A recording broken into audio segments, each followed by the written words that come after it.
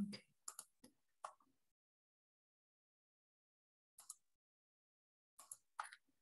Ok, então vamos começar. Então, essa aula, lembrando, ok, do conteúdo programado. Estamos ainda na primeira aula da termodinâmica, eu vou terminar hoje, ok? Aí eu vou fazer rapidamente uma revisão do que foi visto na última aula, que eu não consegui gravar. Então, o que a gente viu é a equação da energia e a primeira lei para uma massa de controle. Massa de controle, se vocês lembram, é um sistema fechado, ok? Então, fechado no sentido de que não tem... Ok, temos aqui o... Deixa eu colocar... Temos aqui, ok, o volume de controle, que é o volume que a gente está estudando, e não tem massa que atravessa a superfície de controle que delimita o volume de controle, ok? Então, a gente tem que ir em ponto, que é a taxa de variação da massa, ok? Ela é nula, ou seja, a massa é constante, ok? Então, para essa massa constante, que a gente chama de sistema ou de massa de controle, a gente viu aqui as taxas de transferência da energia, ok? Então, a gente tem que a taxa de variação da energia, que a gente chama de E ponto, é a soma, é porque aqui eu não escrevi, mas na verdade você tem que ela é a soma de vários termos, da energia interna, da energia cinética, da energia potencial, ok? Então, quando você vai fazer a taxa, ok? Então, você faz dE, aí você pode escrever aqui que infinitesimais, ok? dE é igual a du, mais dEc, mais dEp, ok? E aí, se você dividir tudo por t, dt, desculpa, ou seja, por...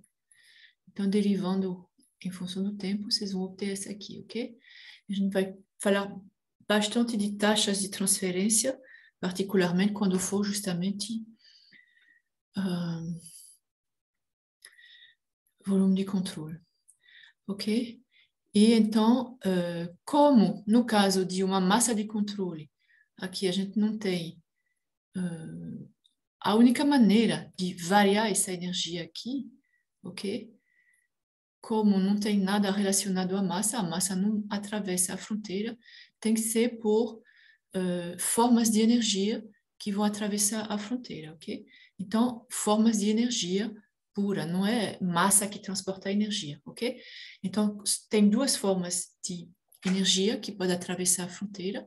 É o calor, na forma de calor. Então, a gente tem aqui a convenção de sinal, que quando é assim, é positivo, ok? Para o calor, ou seja, calor fornecido ao sistema é positivo, e a gente coloca então mais o calor, ok? Que faz variar a energia do sistema. Se você adicionar calor ao sistema, ok? Fornecer calor ao sistema, você vai aumentar a energia desse sistema, ou seja, d sobre dt vai ser positivo, ok? Então é mais, ao contrário do trabalho, ok? Realizado pelo volume de controle, ok? Então ele é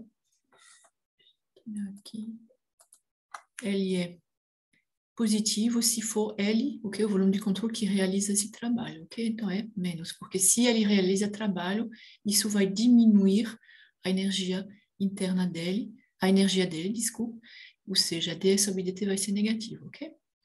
Então, prestem sempre atenção a esse problema da convenção de sinal, ok?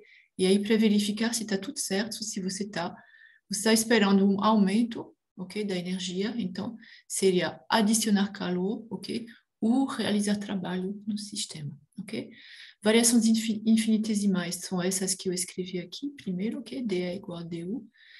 E aí, eu vou voltar a insistir um pouquinho sobre isso, que eu não coloquei dq e dw, porque q só é uma grandeza que não é uma propriedade de estado, ou seja, você não pode dizer que um estado tem um certo valor de calor, um certo valor de trabalho, são grandezas relacionadas a um processo, ok? Enquanto que um estado tem uma energia interna, tem uma energia cinética, tem uma energia potencial, ok?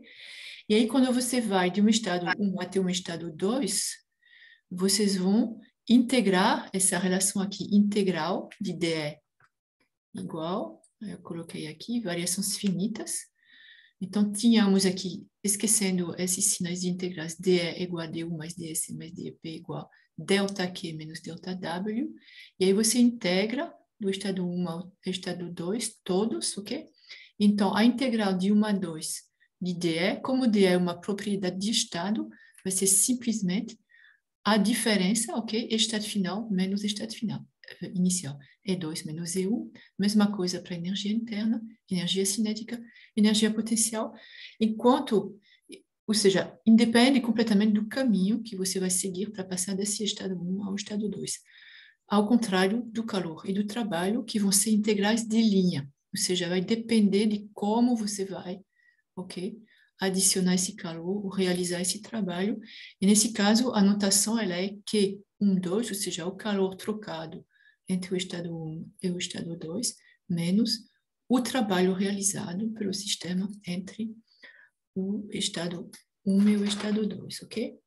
Quando a gente passa para um ciclo, se faz para um ciclo, você tem que a variação de energia no ciclo ela é nula, porque você volta a esses mesmos valores, mas aí você fica com o calor trocado durante o ciclo, menos o trabalho realizado durante o ciclo, que vai ser igual a ΔE, ou seja, zero, e você tem que o calor, ok, é igual ao trabalho. Essencialmente aqui é para uma máquina térmica, né? Então você tem que o calor é fornecido, ok, ao sistema, que vai realizar trabalho. Então, essa aqui é uma máquina, ok?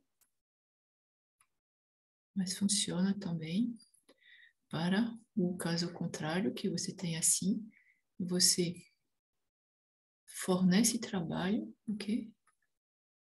Ok, com uma certa potência, e aí você tira calor, ok? Ou seja, aqui Q é negativo, W é negativo, ok? Aqui os dois são positivos e iguais, aqui os dois são negativos e iguais, ok? Então, isso aqui lembra coisas para vocês, eu imagino. E aí, rapidamente, a gente falou da definição do trabalho. E pode ter vários tipos de trabalho, como está ilustrado aqui, ok? Então, a gente tem, dependendo de onde a gente coloca a fronteira do sistema, ok?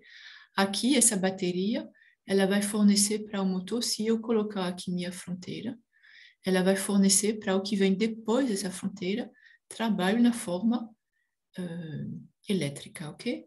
Já o motor, se eu colocar essa fronteira aqui, então o motor ele vai fornecer ao sistema que estaria aqui trabalho na forma de mecânico, ok? Ou seja, o torque, um torque do eixo aqui.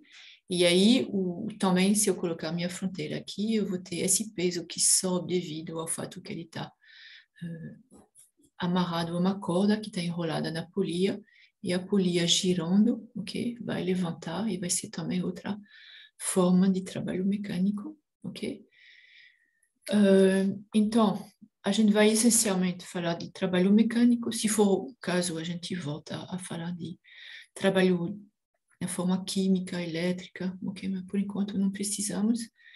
E aí a gente escreve que durante um deslocamento de X, aqui, por exemplo, se presta bem a isso, ok? Trabalho de X, você sobe.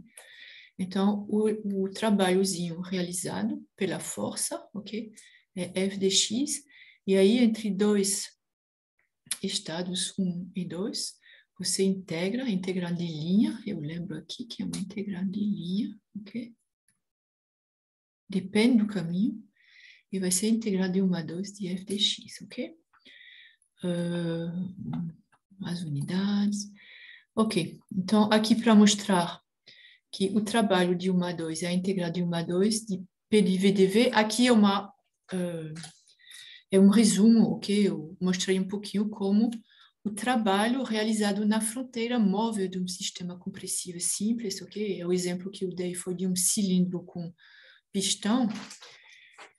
Então, quando o pistão muda de posição, ok?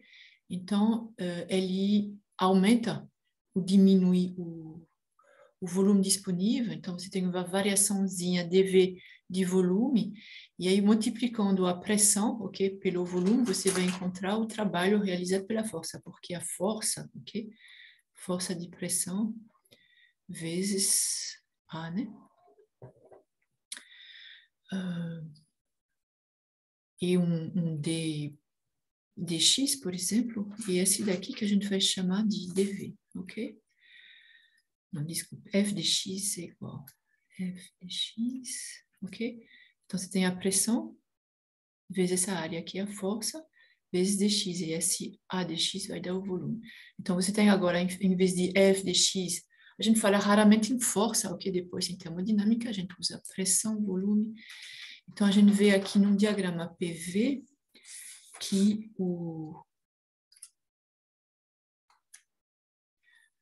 Pronto, tá aqui o pistão, ok? Então, quando o pistão estava inicialmente aqui nesse primeiro estado, então a gente tem um volume aqui que é maior, uma certa pressão. Quando empurra esse pistão, ok? Ele vai para um volume menor, ok? Claramente aqui o volume é só isso, enquanto que antes era tudo. E aí a pressão aumenta e a gente vai calcular nesse caminho, ok? Integral de P de V dV, ok? E fica, então, a integral de P dV, ok? Entre 1 e 2, vai ser igual à área abaixo da curva, tá certo? E claramente, esse valor da área vai depender do caminho que você segue para ir de 1 para 2. Aqui tem 3 caminhos diferentes, o caminho A, o caminho B e o caminho C.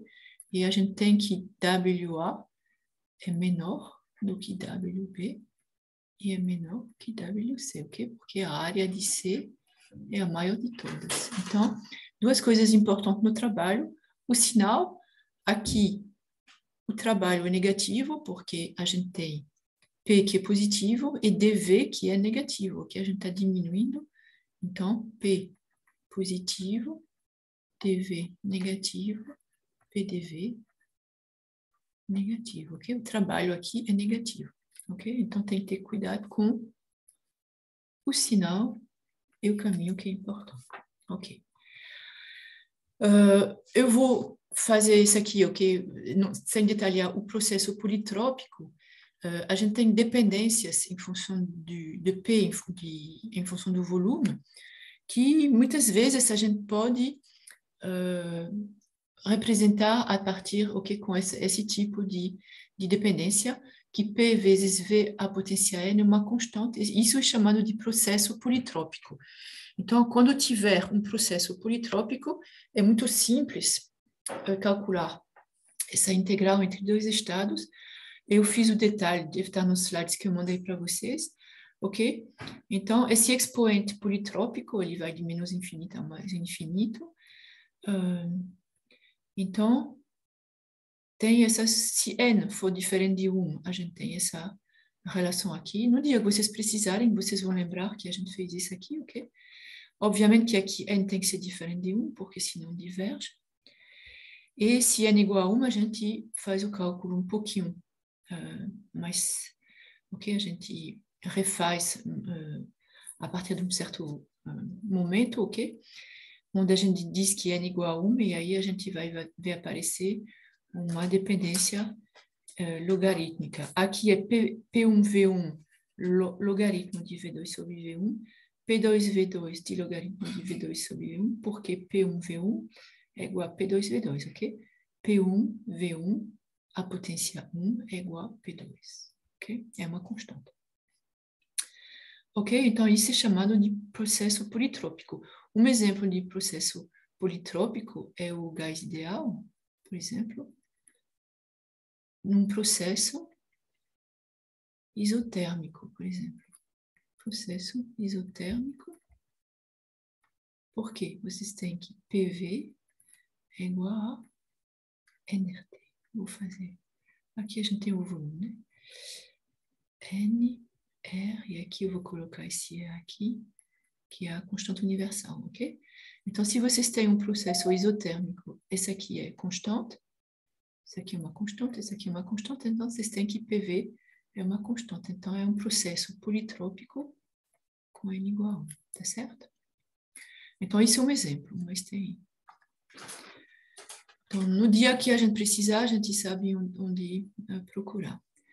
Depois de falar de trabalho, obviamente, vamos falar um pouquinho de calor. Então, o calor é uma forma de transferir energia, ok? Através da fronteira de um sistema, através da superfície de controle, ok? Então, tem que ter uma diferença de temperatura, ok? E um corpo, insisto bastante sobre isso, que um corpo não contém calor, ok? O calor não é uma propriedade do corpo, o calor não caracteriza o estado de um sistema, não é uma propriedade de sistema, o calor ele vai necessariamente, ok? Ser transferido durante um processo. A unidade de calor é o joule no sistema internacional. Caloria é bastante usado também. Historicamente, ok, é a caloria, que era o calor necessário para aquecer de 1 grau, de 14,5 a 15,5 graus Celsius, 1 grama de água, ok? Os processos sem transferência de energia na forma de calor são processos adiabáticos, ok? Eu espero que vocês tenham claro que não quer dizer que sejam processos isotérmicos, é bem diferente, ok? Em geral, um processo adiabático, ele não é isotérmico, ok? Então, vocês podem ter variação de temperatura sem ter transferência de calor, ok? E eu não detalhei, mas só lembrar a vocês os vários modos de transferência de calor, como é que a gente tem essa transferência de calor no nosso sistema, condução, convecção, radiação, ok? Mas isso aqui eu não vou falar mais, ok? Então, depois de trabalho, calor, vamos falar de energia interna. Então, a energia interna é chamada, a gente chama ela de U, ok? É uma propriedade extensiva, depende da quantidade de matéria que tem no seu sistema. E ela está em joule ou quilojoule, a gente usa bastante o quilojoule. E a gente manipula bastante propriedades intensivas, porque são elas que permitem caracterizar o estado, okay, de um sistema, particularmente. E então, para isso, a gente divide a energia interna do nosso sistema pela massa do sistema. E então, essa energia interna específica, ok? Energia interna específica, ela se dá em joule por quilogramas. Energia interna. Cada vez que tem específico é porque por unidade de massa, ok? Em joule por quilograma ou quilojoule por quilograma, ok? Tem também uma energia interna molar, ok? Que a gente vai, que é também por unidade de quantidade, vamos dizer, mas em vez de ser por quilograma, vai ser por mol, ok? Então a gente vai usar essa aqui, por enquanto eu não estou falando mais. Então, nas tabelas de propriedades termodinâmicas, ok? A gente tem a pressão, ok? Por enquanto a gente tem isso. Pressão, temperatura, energia interna específica. E aí a gente tem na região de saturação, ok? Nessa região onde você vai passar do líquido saturado, que tem essa energia interna de líquido saturado, o L, até, ok? A temperatura e pressão constante, vocês vão ir do outro lado até o vapor saturado, ok? Onde a energia interna ela é UV, a energia interna específica, e em certas tabelas vocês vão ver que, então vocês têm esses dois valores, ok? E também vocês têm a largura, às vezes, particularmente para a água, eu acho. A largura da fase binária, ou seja, onde você tem a coexistência da fase líquida e vapor, então se chama ULV, que é UV, que é o maior, né? O vapor tem uma energia interna maior, menos a energia interna do líquido saturado, tá certo? Então, às vezes já está aqui, mas se não é só calcular. Você tem S, você subtrai S daqui, o líquido saturado do valor do vapor saturado, ok?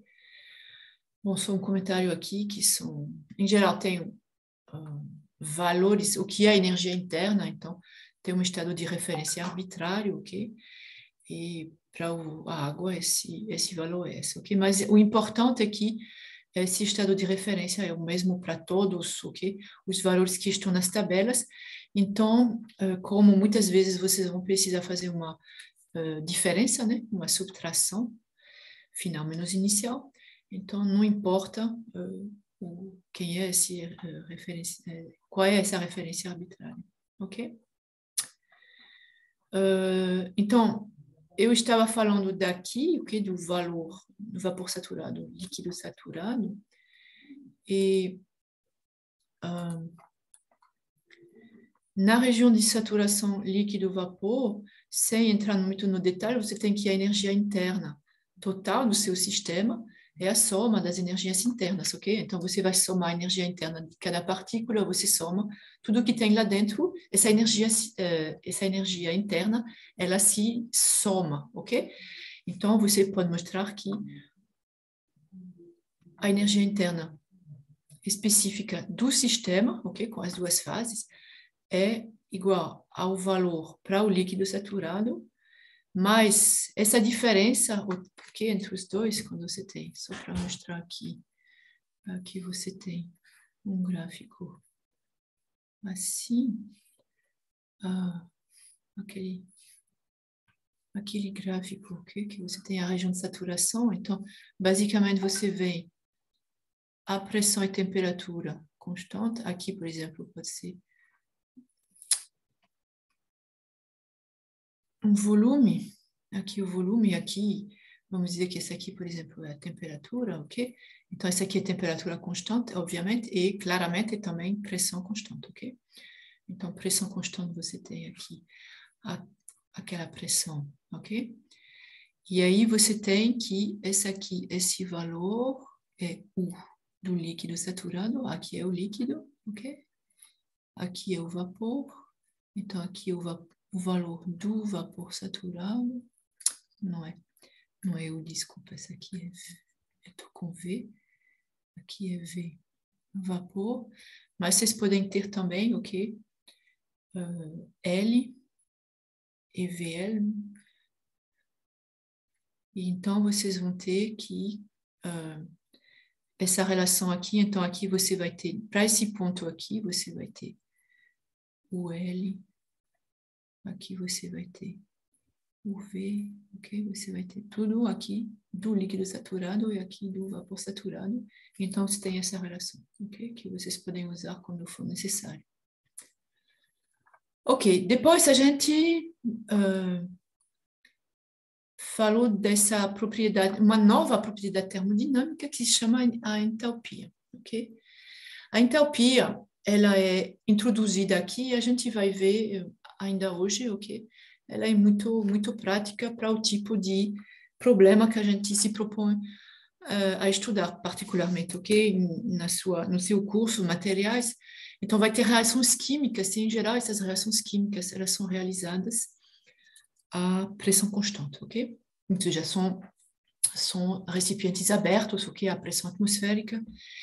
E a pressão constante, a gente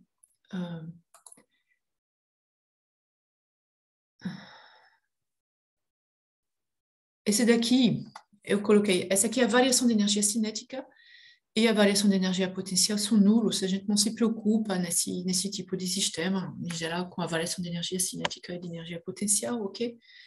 Então, o trabalho também é associado ao movimento de fronteira, ou seja, o sistema que realiza trabalho sobre a fronteira, sobre a superfície de controle, ok?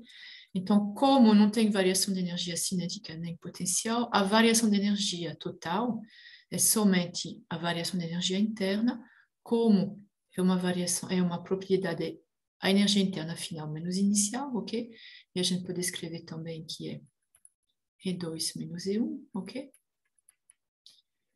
E é igual ao calor transferido entre 1 e 2, menos o trabalho realizado entre 1 e 2, sabendo que essas aqui são duas integrais de linha, ok?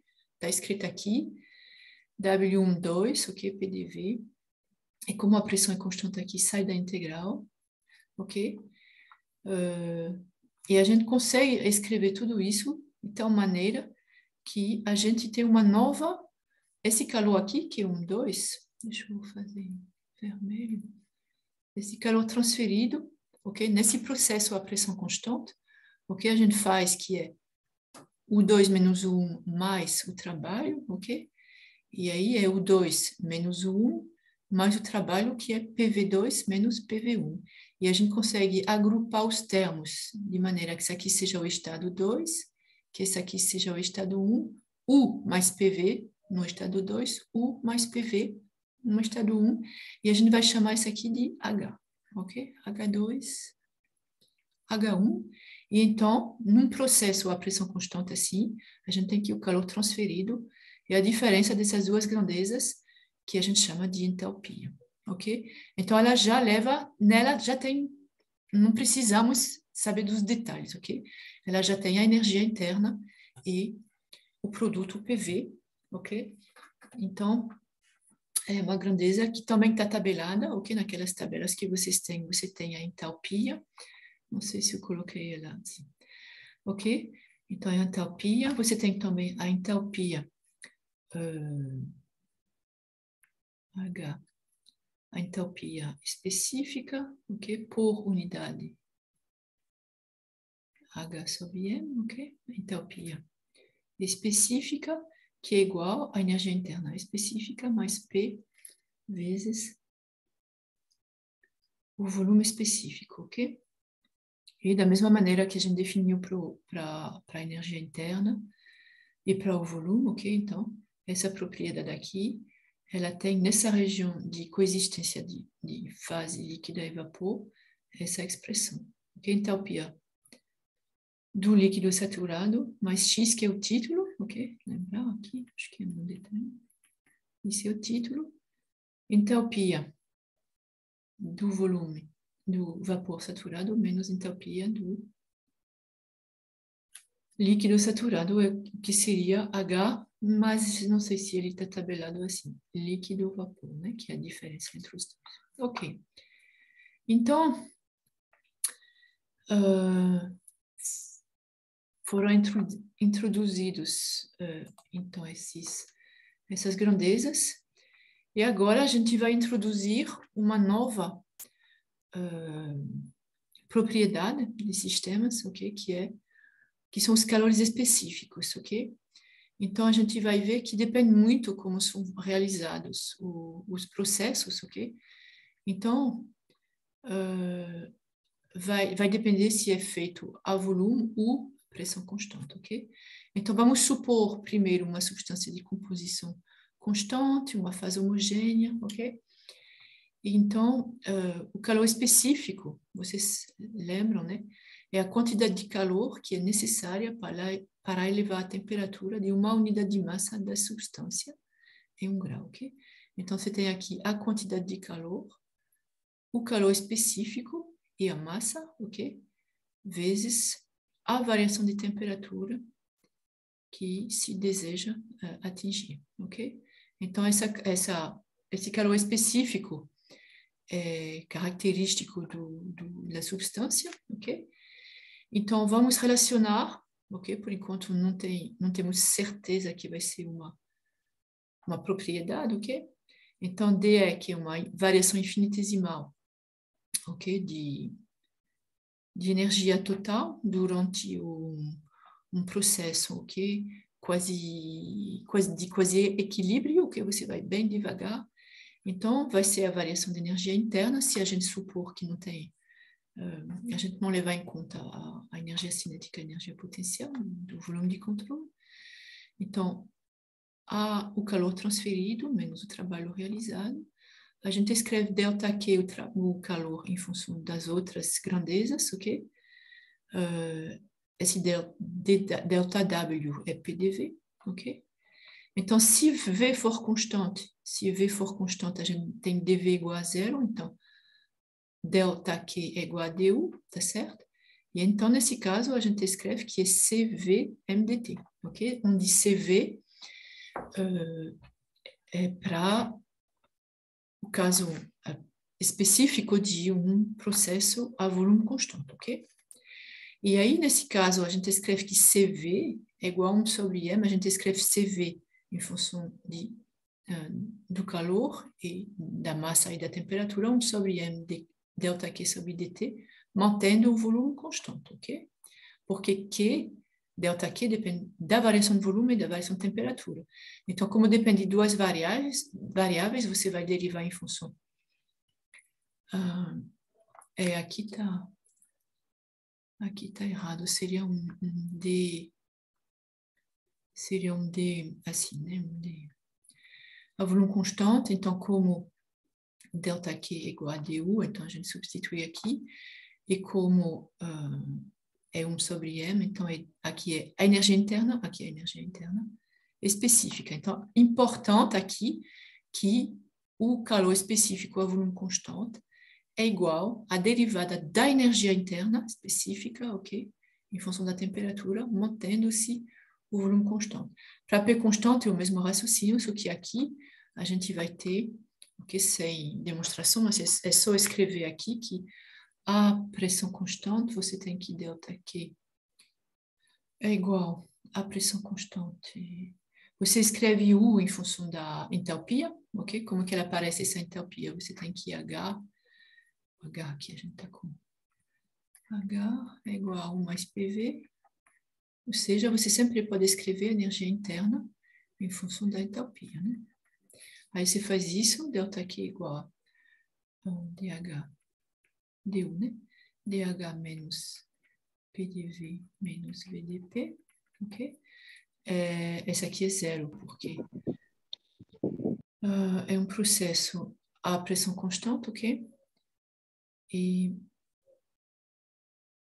por que o P aqui? Ah, sim, porque esqueci um termo aqui, né? É du mais PDV. Mais PDV, então menos PDV mais PDV, então você tem esse aqui, ou seja, o calor específico à pressão constante é derivada da entalpia, ok? Específica, em função da temperatura, à pressão constante, ok?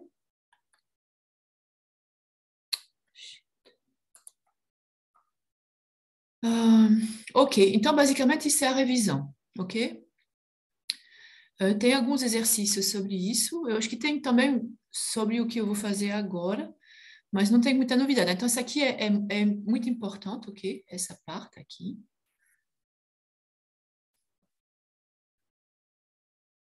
E mais ainda, o que a gente vai ver hoje é que a gente vai usar bastante a aproximação, que pode ser uma muito boa aproximação dos gases ideais, se for a fase vapor, ok?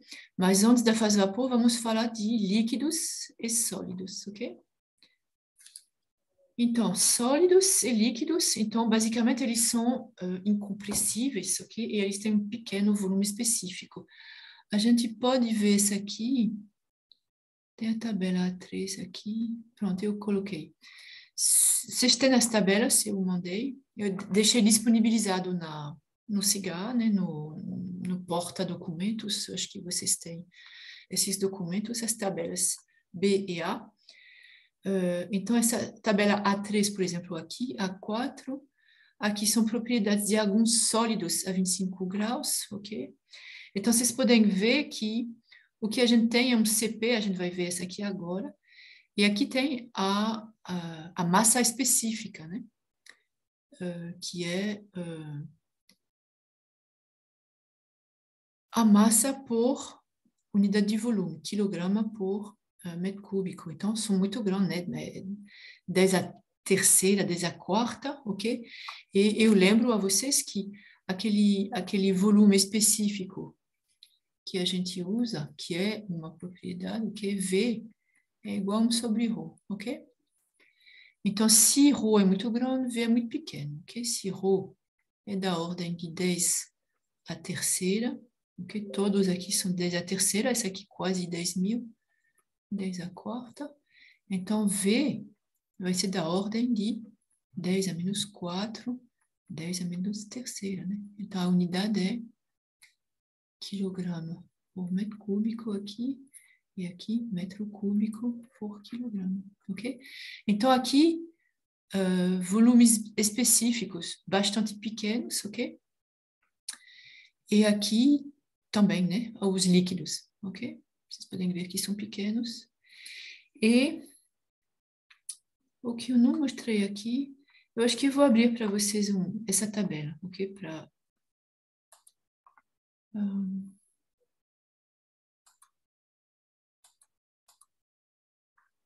a tabela, eu disse que era qual? Tabela A3. A3 e A4.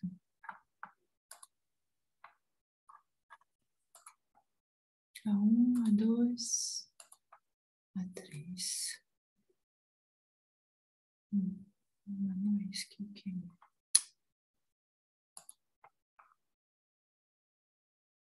Queria mostrar a você que depende muito pouco da pressão. Então tem que ir na... Bom, para os sólidos, tem tabelas também, mas eu vou pegar uma tabela da água, por exemplo, ok?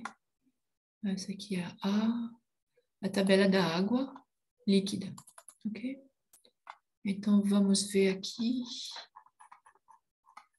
água saturada, ok? Então, eu vou pegar aqui uma temperatura, está em graus Celsius, uma temperatura não muito alta. Eu vou, um instante, mudar de...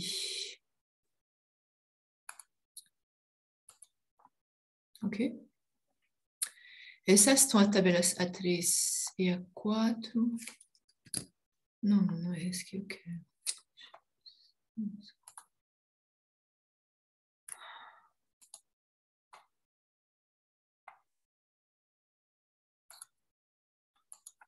Ok, são essas, ok? Tabela da água, né? Tabela B1 da água saturada aqui.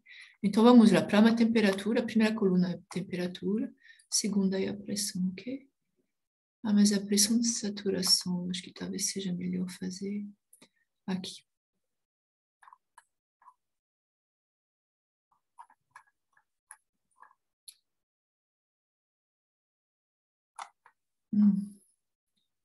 Não, porque aqui seria o líquido que não seria saturado. Já tem líquido não saturado. Saturando, água saturada, vapor. Bom, depois se a gente verificar esse aqui, talvez aqui. Não, mas esse aqui é o vapor. Eu vou fazer depois para o vapor e vocês podem ver. Vocês podem notar nessas tabelas, depois eu vou encontrar, que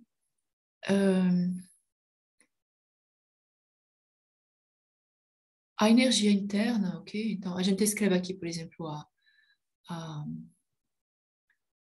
entalpia, ok? Então, a entalpia é a energia interna mais PV. Então, se você fizer DH, você vai ter que diferenciar isso aqui. Então, vocês têm DU mais PDV mais VDP. E aí vai ser aproximadamente igual a DU mais VDP. Por quê? Porque aqui, o volume específico, ele é muito... ele não muda, porque é incompressível, ok? dV, a variação dV, ela vai ser aproximadamente igual a zero, ok?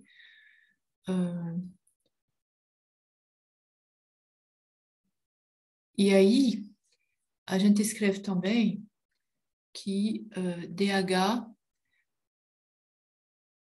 Aí, não, desculpa, estou um pouquinho perdida aqui. DH, DU... Sim, ok, desculpa. Então, a gente desprezou esse termo aqui porque é incompressível, essencialmente. Então, o DV, quando você tem um processo, o volume específico não vai mudar, ok? E aqui, o que vocês têm é que esses volumes, como eu mostrei aqui, o volume específico, que é 1 sobre esse ρ aqui, ele é muito pequeno, então a gente vai também desprezar isso aqui, e a gente vai ficar basicamente com DH, a variação, uma variaçãozinha de entalpia é mais ou menos igual a uma variaçãozinha de energia interna, que é igual a C dt, ok? Então, nesse caso aqui, a gente não precisa dizer que é CV ou CP, ok? Porque eles são basicamente iguais, ok? A gente vai ver depois, tem uma relação entre CP e CV, e é por isso que aqui vocês têm para sólidos e para líquidos uma tabela de calor específico a pressão constante, e você não tem o volume constante, porque na verdade tem uma dependência, uma relação entre os dois que vocês podem encontrar, ok? Esse DH igual a DU vem daqui, né? Nessas relações que a gente tem, ok? E então a gente passa para... Então, o que vocês têm que lembrar dos sólidos e dos líquidos é que C, basicamente, é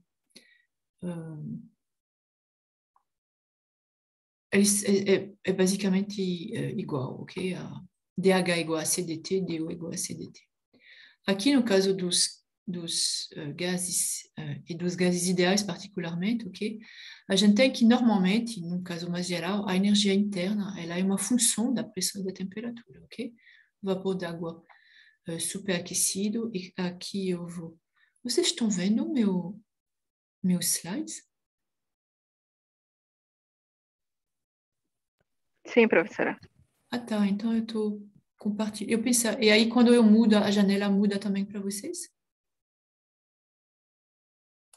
Mudei aqui, está mudando para vocês? Agora não tá, não. Ah, porque tá muito estranho esse aqui, porque eu mudei de página. Então, aí vocês também. Ok, então eu vou compartilhar a minha tela, melhor. Isso, vocês viram isso? Isso aí Sim. sim, isso aí sim. Ah, tá, ok. Então eu tinha voltado, ok. Ok, então eu vou passar aqui para essa tabela do vapor d'água superaquecido, por exemplo. Deixa eu ver aqui o que eu quero mostrar para vocês.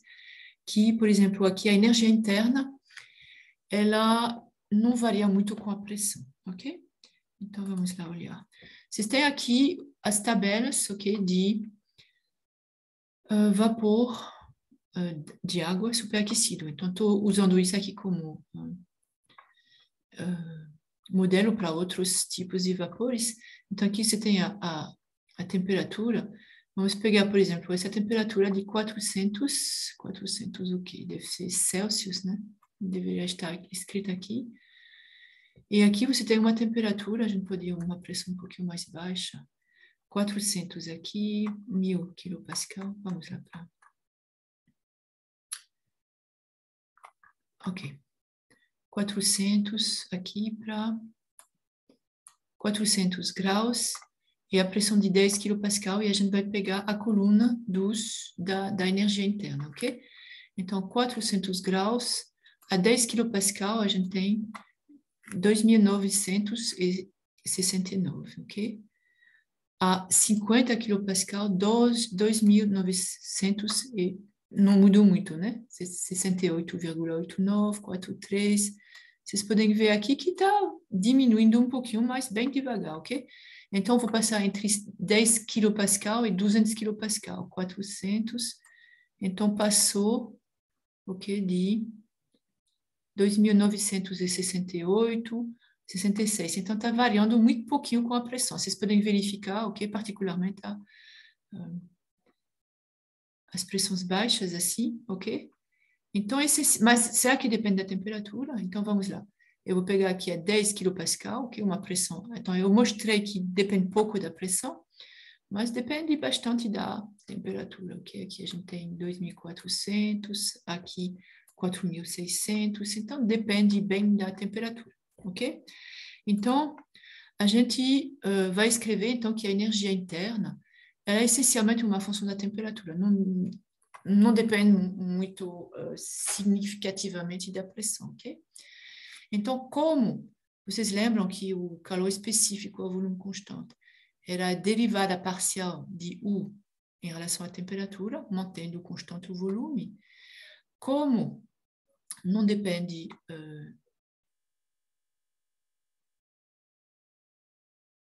a gente vai escrever aqui como U só depende de T, ok? Então, a gente vai escrever que du é du sobre dt, ok? Ou seja, uma diferencial exata, du sobre dt. E a gente vai chamar isso aqui de CV0, ok? Que é para dizer que é no regime de gás ideal, basicamente, ok? Regime de gás ideal é, vocês lembram, onde a gente atinge, nessa região do vapor superaquecido, gás ideal é na região. Alguém pode me dizer temperatura alta ou baixa?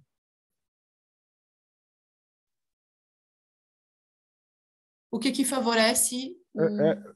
Hã? seria baixa, a temperatura baixa, né? Olha, um gás ideal, você despreza as interações entre as moléculas, ok? Então, se você baixar a temperatura, bom, depende da pressão também, né? Mas, basicamente, elas vão É, ficar mais independentes umas das outras se você tiver uma temperatura alta, né? Porque vamos dizer que elas vão, ok, você vai criar, se você baixar a temperatura, você vai eventualmente chegar, sei lá, a um líquido, ok? Você vai condensar. Então, você está aumentando a, a interação entre partículas, ok? Então, é mais para temperaturas altas, ok? E a pressão, nesse mesmo sentido, de não ter uma pressão muito alta, as partículas são bastante longe uma das outras, não interagindo, e pressão baixa, ok? Então, baixa pressão, alta temperatura é o regime de gás ideal, tá certo? E aí, nesse caso, vocês lembram que a gente tem essa equação de estado, que P vezes o volume, a pressão vezes o volume específico é igual a R, que é a constante do gás, essa aqui não é a constante de gás universal, lembram? Aqui é volume específico e aqui é a constante do gás que você está estudando, né? Vezes a temperatura, ok? Então, você escreve aqui que a entalpia é isso, ok? Como PV é igual a RT para um gás ideal, então vocês podem ver que você tem aqui uma função aqui que é uma função somente da temperatura, ok? Quase independe da pressão, ok? R é uma constante, T também é a própria temperatura. Então, nesse caso, aqui também a entalpia vai ser uma função essencialmente da temperatura, não vai depender muito da pressão, ok?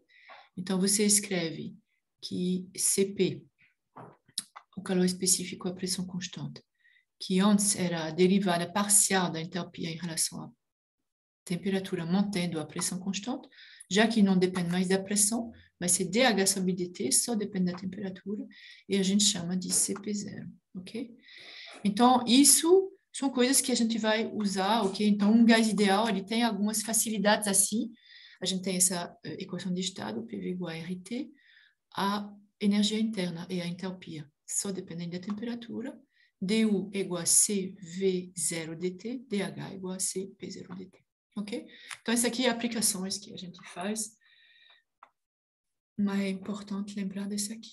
Ok? E aí, para terminar,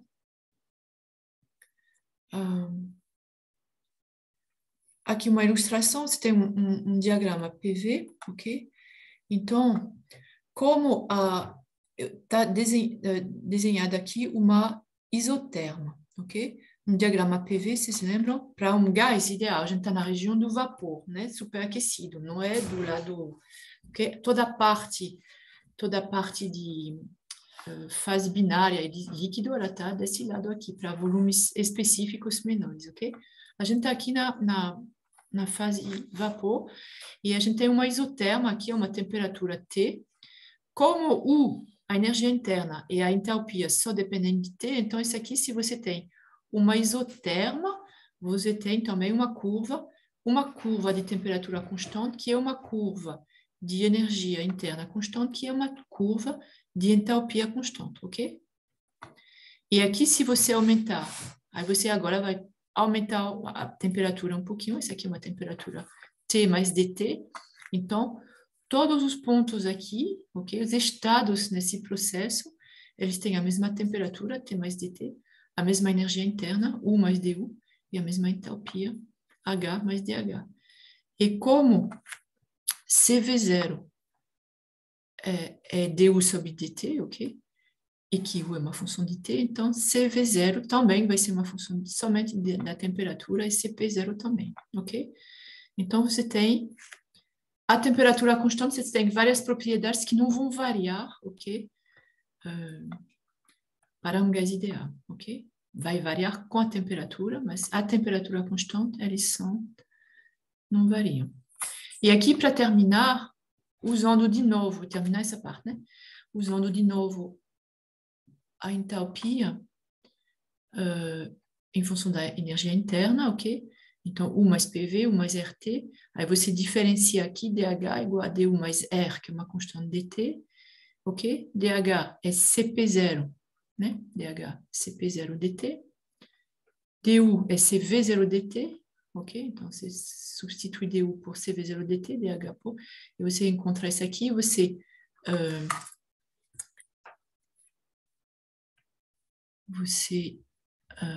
simplifica aqui, você tem esse dt, ok? Então, você vai ter que CP0 é igual a CV0 mais R, ok? Que é a mesma relação que a gente tem entre o calor específico, a pressão constante e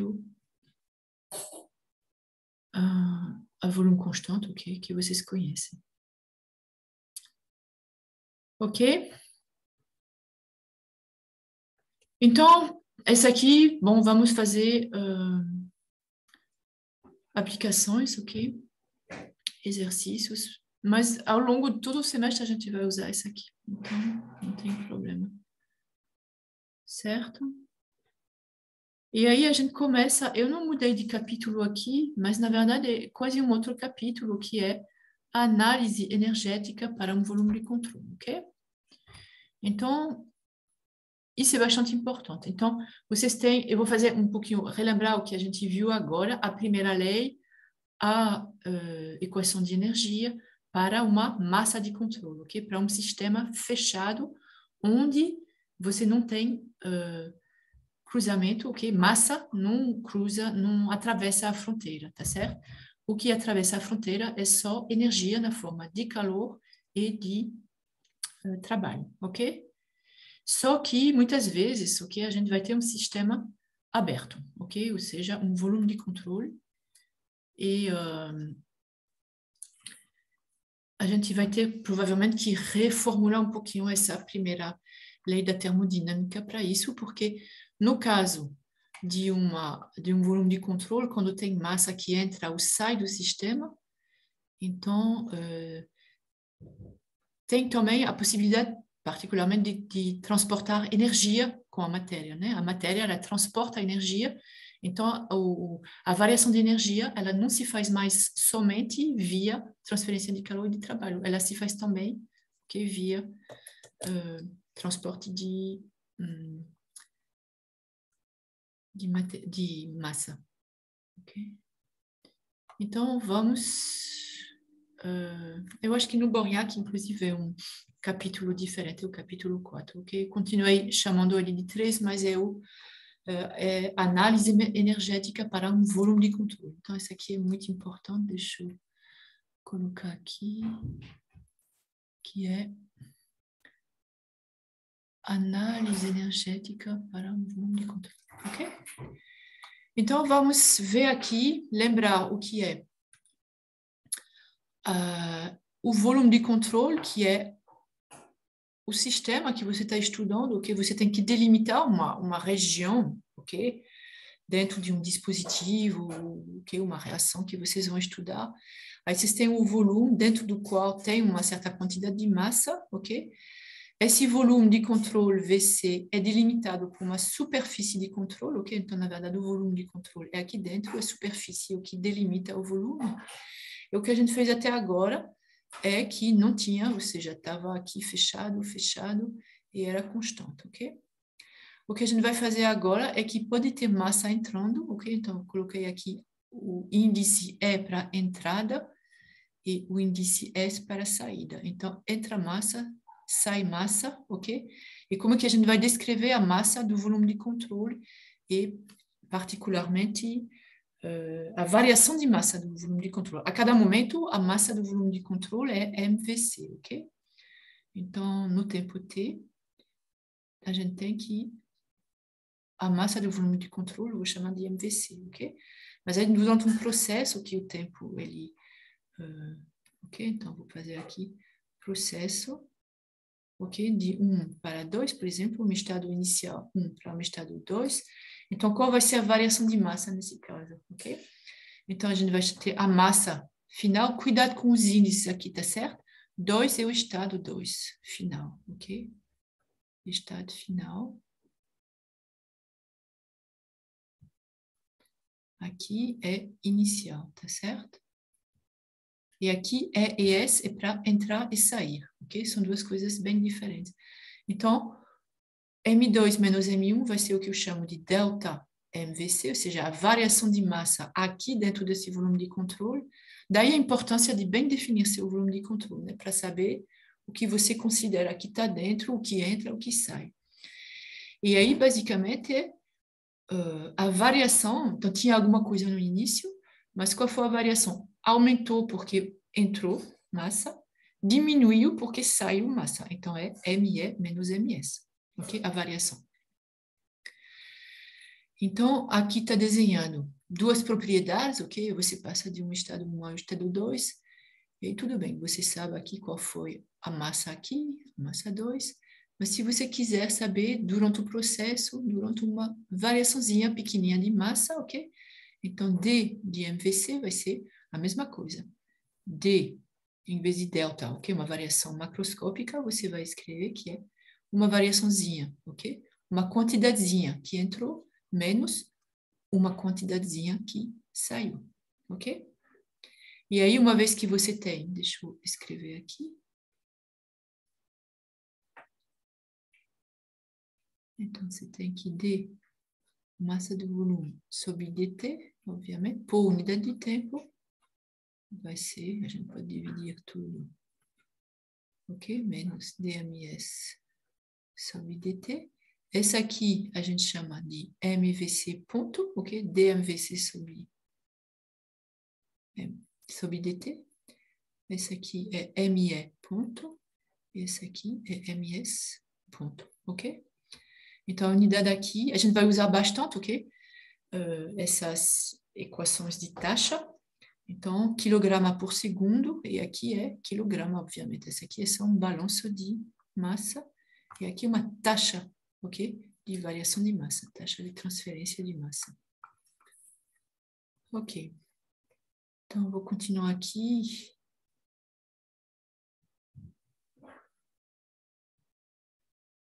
Ok. Eu comecei a escrever aqui. Ok, então, por enquanto, eu acho que não tem muitos problemas, ok? Tá tranquilo. A variação é o que entra menos o que sai. Isso aqui é bem lógico, ok? Não é uma fórmula, vocês têm que realmente, okay, entender isso aqui. Então, vamos lá. Qual é a equação de energia, ok? Para um volume de controle. Então, eu desenhei aqui, ok? Aqui é o volume de controle que está dentro. Essa superfíciezinha pontilhada aqui é a superfície de controle que delimita esse volume.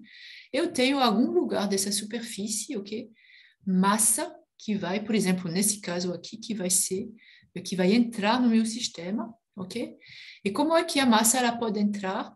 Tem que ter uma força, ok? Que vai empurrar ela para dentro. A gente vê isso aqui depois. Por enquanto, a gente vai ver como calcular, ok? Essa taxa de fluxo de volume e a taxa de fluxo de massa, ok? Então, vamos lá. Esse dV, aqui eu peço para vocês prestarem atenção na notação, porque esse dV aqui é um volume diferencial. Então, você tem um volumezinho, ok, de substância que vai entrar no seu sistema, passando por um canal, ok, que tem uma certa área de seção reta, que eu chamei de A, ok? Então, esse volumezinho vai ser dV é igual a A, ok? Essa área aqui, vezes dx, que seria um elemento, ok? Desse canal, ok? Desse cano, desse tubo, ok? Então, eu vou dividir essa aqui por dt, tá certo? E aí eu vou ter que, por unidade de tempo, eu vou ter essa taxa de fluxo de volume, ok? Então, qual é o volume que entra durante dt é dv, e vai ser A dx sobre dt, e dx sobre dt é o que eu vou chamar de v. Eu coloquei aqui um sinal perpendicular porque é a componente de velocidade que é perpendicular a essa seção reta, ok? O importante é que seja a velocidade, ok? Então, dv sobre dt é A, área, vezes a velocidade. Esse aqui é volume, esse aqui é velocidade, ok? Cuidado. E aí, quando eu quero saber qual é a taxa de fluxo de massa, então, dm sobre dt igual a m ponto, é só multiplicar isso aqui pela densidade, que é a massa específica, é ρ dv sobre dt, ou seja, 1 sobre v dv sobre dt, e a gente obtém aqui uma expressão que é que a taxa de fluxo de massa, m ponto, por enquanto, não é para todo o volume, eu estou estudando somente essa partezinha, pode ter outros, ok? Mas por uma entrada particular, ok? Então, eu tenho que a taxa de fluxo de massa através desse canal aqui é ρ A. Por que ρ? Porque aqui é ρ vezes dv sobre dt, que é a v, ok? É igual a 1 sobre v dv sobre dt, que é essa aqui. Ρ a v, velocidade, 1 sobre v a v, que é a velocidade, ok? Aqui é volume específico, aqui velocidade. Então, tenham cuidado. Talvez eu vou escrever porque eu acho que essa aqui é o volume específico. Essa aqui é velocidade, ok? São grandezas bem diferentes. Ok. E aí, uma vez que você tem, como aqui essa massa está entrando no sistema? Tem que ter uma diferença de pressão, particularmente, ok? Para que tenha trabalho, ok? Para empurrar, ou seja, aqui é o ambiente, né? O que está em torno, o que é fora do volume de controle, é o ambiente externo que está empurrando, ou seja, a pressão aqui para que a massa ela passe do ambiente externo para o volume de controle, a pressão aqui tem que ser superior à pressão aqui, ok? Normalmente, ok? Então, o ambiente vai realizar um trabalho que vai ser essa força aqui, ok?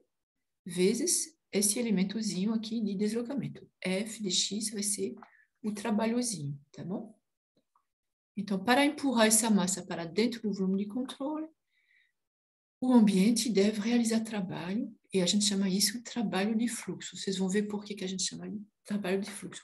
Essencialmente, já falando para vocês, é que esse trabalho é específico para essa massa que vai entrar no volume de controle. A gente já encontrou trabalho realizado pelo volume de controle ou sobre o volume de controle, mas esse é outro. Esse trabalho é realizado sobre a massa que está entrando pelo, ok? Não é sobre o volume de controle, é sobre essa massa que está entrando, ok? Então, esse delta W de fluxo é igual a F de x, PA, ok? F é PA, então é por isso que é importante a pressão externa, né? PA de x é igual a PDV, né? A de x é PDV. E aí a gente divide essa aqui pelo tempo, ok? dW fluxo sobre dt, eu vou chamar isso aqui de W fluxo com um pontinho, ok? Uma taxa de trabalho de fluxo é igual a P dV sobre dt, ok? E a gente já viu isso, lembra? dV sobre dt. Ah, aqui eu não tive muito cuidado como eu tive antes, né? Sim, tá bom. Aqui, dV sobre dt, a gente encontrou ele aonde? dV sobre dt, aqui o volume é igual a Vm ponto, ok? V, dV sobre dt é igual a volume específico vezes taxa. Ou seja, a gente tem essa relação que eu recoloquei aqui porque ela é importante, ok? Então, essa aqui é a taxa de trabalho de fluxo. Essa aqui foi para introduzir essa grandeza. Então, o que a gente viu, ok? Foi, recapitulando, ok? Então, a gente tem, quando tem massa atravessando a superfície de controle, a gente viu duas coisas, ok? Por enquanto, na verdade, a gente viu uma, ok? Você tem um trabalho, uma taxa de trabalho de fluxo, ok? Para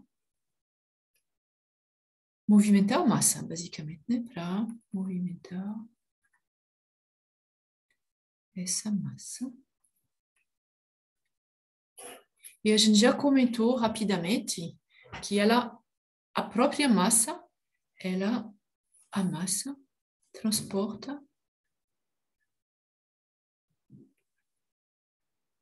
energia, ok? Na forma de várias formas, a gente vai ver isso aqui, ok? Então, vamos lá para a primeira lei para sistema fechado, que é a massa de controle, ok? Desculpa. Esse é o que a gente já conhece, massa de controle, sistema fechado, o que a gente viu na semana passada. dS sobre dt, massa de controle, é a diferença entre Q ponto menos W ponto, ok? Para um sistema aberto, ok? O volume de controle que a gente fez agora, a gente vai ter que adicionar dois tipos de termos, como eu falei.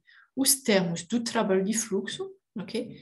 E os termos da energia transportada pela massa, que atravessa a superfície de controle, ok?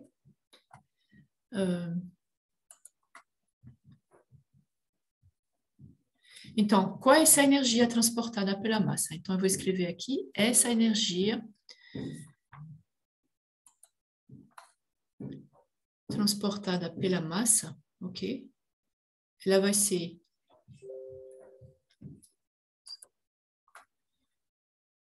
aqui a taxa de variação, ok, da energia.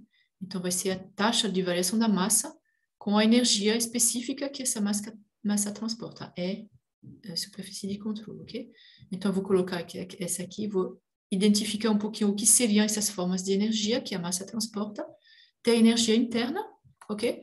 Essa massa que entra, ela é formada de moléculas, por exemplo, que têm uma energia interna, ok? Moléculas que giram, que rotacionam, que têm uma energia de translação, ok? Pode ter também uma energia cinética, uma energia, ok? Uma energia potencial e outras coisas, ok? Então, eu vou adicionar esse termo aqui de energia com o termo do trabalho de fluxo ao que a gente já tinha visto. Então, para o volume de controle, ok? Ou seja, um sistema aberto, a variação de energia, a taxa de variação da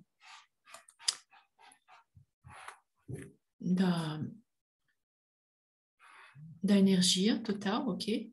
Ela vai ser como no caso de um sistema fechado, a taxa de transferência de calor menos a taxa de realização de trabalho, que é uma potência, né? E aí eu coloquei volume de controle, ok? Ainda é o volume de controle. Não é as massas que entram e que saem. As massas que entram e que saem, ok? Elas vão entrar aqui com... Você adiciona a energia transportada pela massa que entra, ok? Taxa de massa entrando vezes a energia da massa entrando. Você tira a energia que sai com a massa que sai. Então, esse aqui é o termo de energia. E aqui os termos que a gente viu de trabalho de fluxo, ok? Massa que entra, ok? Massa que sai. Então, no caso da massa que entra, é positivo porque quem empurra, ok? a massa para dentro é o ambiente, então o trabalho realizado pelo ambiente sobre o volume de controle, sobre a massa que entra, e aqui é negativo porque é menos, porque na verdade quando a massa sai, então é o próprio volume de controle que está realizando trabalho para que essa massa possa sair do volume de controle, ok? Então é negativo, o sistema como um todo aqui, ele perde energia. Se esse aqui for positivo, isso faz perder energia ao sistema, ok? E aí, aqui estou usando a massa, a energia total, ou seja, ela contém energia cinética, potencial, etc. Mas eu já vou tirar essa energia potencial e cinética, ok? Então, nos casos em que se pode desprezar as energias cinética e potencial do volume de controle, das massas, também atravessando a superfície de controle, a gente pode escrever que ds sobre dt vai continuar assim. E dessa vez, se você rearrumar os termos, ok? Você vê aqui que você tem m.e é o quê? É a energia interna, ok? Ele está também em fator de PeVe. Aí eu agrupei os dois. A massa aqui, a taxa de massa entrando, é mais PeVe menos m.s, fator de ES menos PSBS, o que eu escrevi aqui.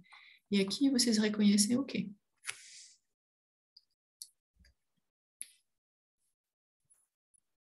O que é isso?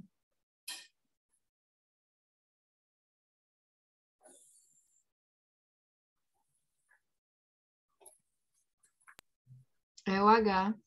Exatamente, é a entalpia, ok? Então, a entalpia específica, ok?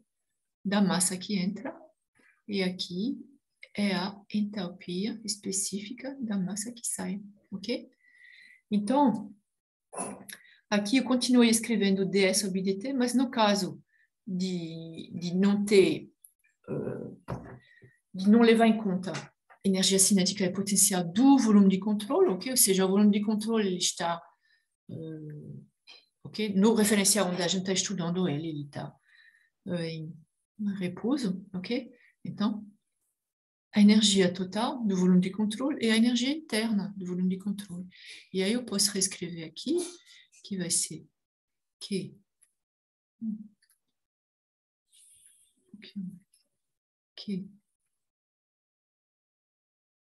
taxa de transferência, ok? De calor para o volume de controle menos a taxa de realização de trabalho pelo volume de controle mais a taxa de entrada de massa vezes a entalpia dessa massa que entra menos a taxa de saída de massa vezes a entalpia dessa massa que sai, ok?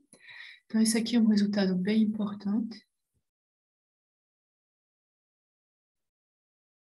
que eu vou deixar também.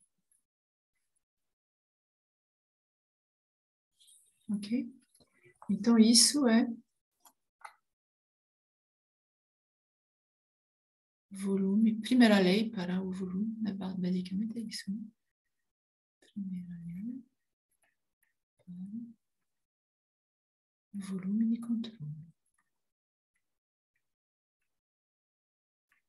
Que é mais geral do que a massa de controle. Obviamente que se você não tem massa entrando nem chegando, vocês nem saindo, vocês vão reencontrar a primeira lei para um sistema fechado, ok?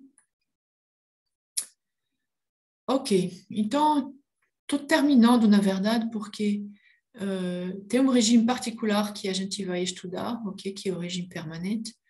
O que é o regime permanente? Então, a gente vai fazer hipóteses, ok? A primeira é que o volume de controle não se move em relação ao sistema de coordenadas, ok? Então, ele está tranquilo, ok? Então, você tem, nesse caso, que todas as velocidades, ok?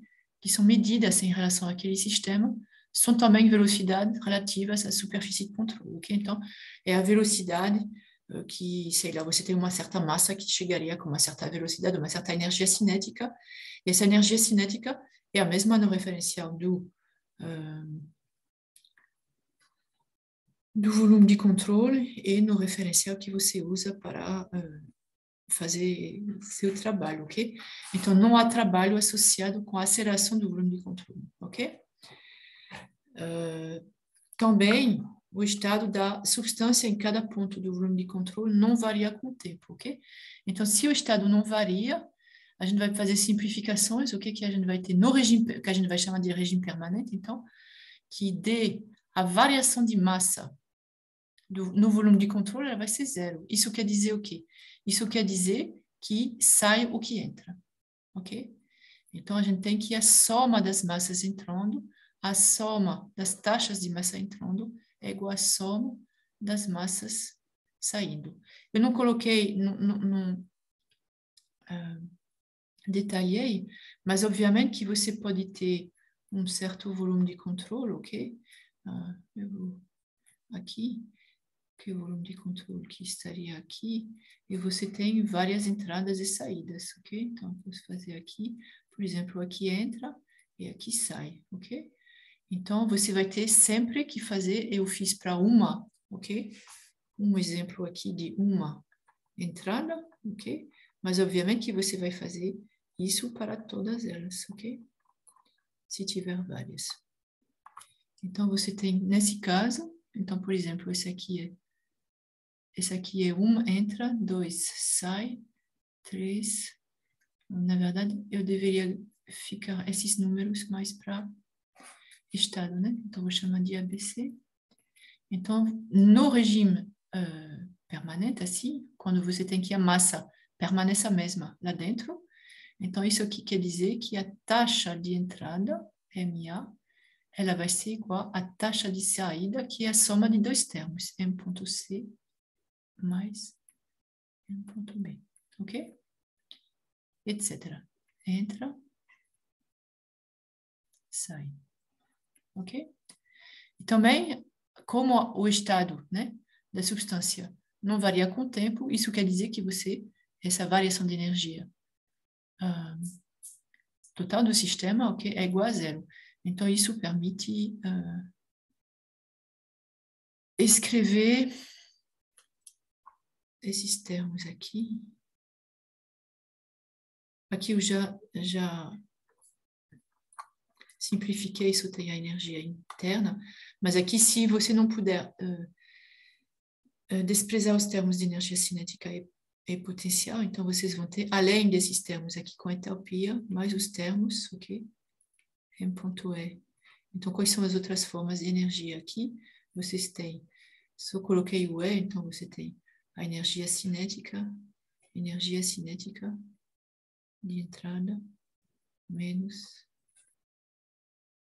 energia cinética de saída, ok?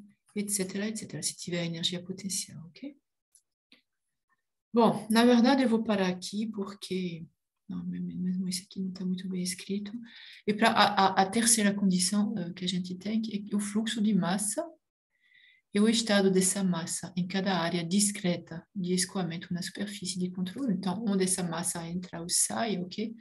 Não variam com o tempo. Não quer dizer que não tem entrada nem saída, mas o fluxo é constante, ok? Então as taxas com as quais o calor e o trabalho cruzam a superfície de controle são constantes também. Então, isso permite caracterizar, você tem uma máquina que funciona, ok? Imagine, sei lá, um compressor. Então, ele tem sempre, ok? Você pode considerar, ok, constantes, então, todas as taxas, ok, de transferência de energia e de massa, ok? Quer dizer que não tem a transferência de energia ou de massa, mas elas são constantes, ok? Então, eu vou parar aqui. Inclusive, vou parar a gravação.